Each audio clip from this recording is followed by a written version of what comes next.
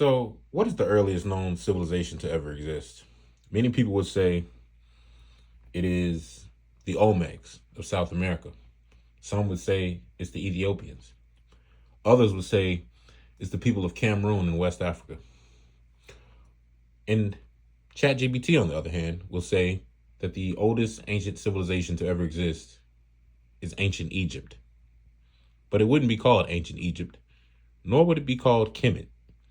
So, with that being said, just based on the facts, if ancient Egypt was the most prominent and oldest civilization to ever exist in society, why is it that Christianity would only emerge as a philosophy and theological perspective of insight religiously during a time when Egypt was annexed and ruled by Roman Emperor Claudius? That is the question. Now, so with that being said, I want you to examine this. All right, so the first thing you need to recognize is that Egypt was being ruled by Claudius. Now, this was in the time of 49 AD, and he ruled prior to that and after that period of time.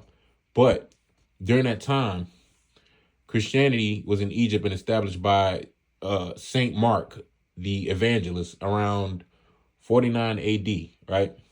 But in 49 AD, Egypt was being annexed, right?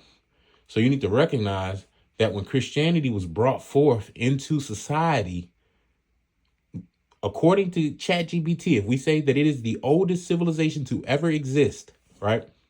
If we say it is the oldest civilization to ever exist, not saying that it is, but if we were to say that it is the oldest civilization to ever exist, wouldn't Christianity emerge prior to that if it was a doctrine that was taught and that it was truthful, of God, and factual? Wouldn't that philosophy be told long before the Romans conquered Egypt? That's my first question.